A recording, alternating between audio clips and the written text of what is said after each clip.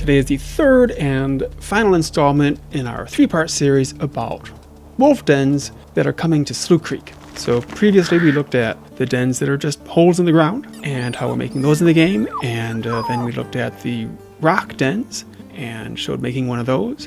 And so now we're looking at the third type of den that wolves generally make, and that is under the roots of a tree. Sometimes dead, sometimes alive, but if the tree is big enough and old enough, it's spread out its roots and creates a cavity down there. And actually, in this one I'm working on now, the tree actually fell over and the cavity formed subsequently as the roots decayed. At least that's my story, and I'm sticking to it. So here is this dead tree model. Got a nice looking dead tree, I would say. And so we want to rotate it and position it on the ground.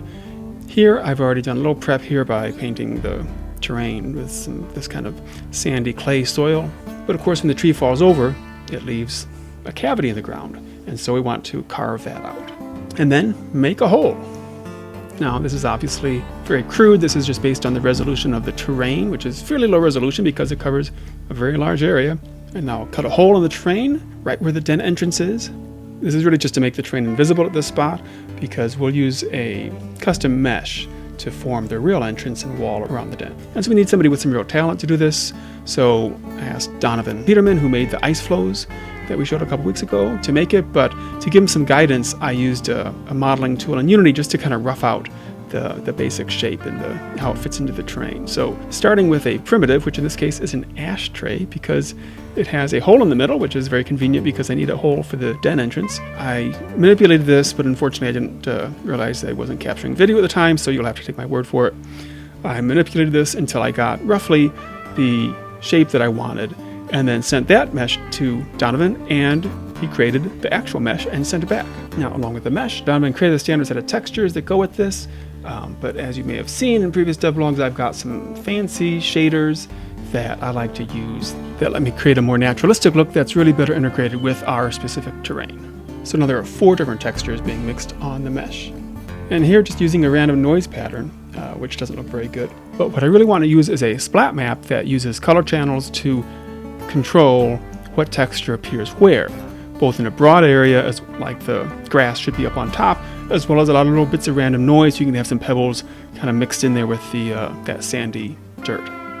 So that's pretty good, but you know, we can make it look better by assigning a normal map that's basically shows how the light reflects off different angles, and so it makes it look bumpy, as well as ambient occlusion, which makes the entrance tunnel much darker because the light's being occluded or blocked by all that dirt around it.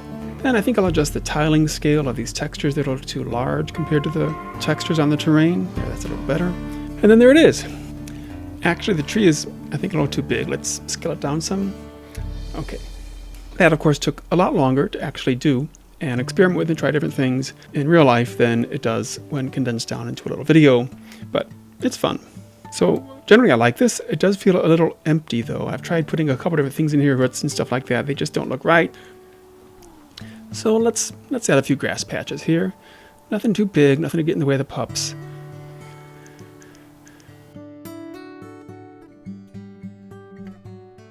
Not too many, not too big. Yeah, that's about right.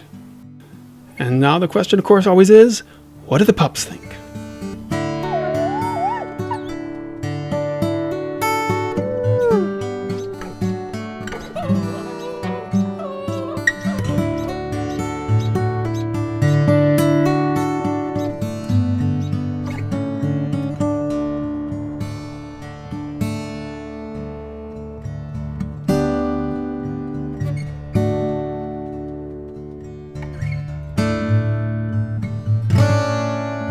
And the pups want to go in the den. Well, everyone wants to go in the den, we know that.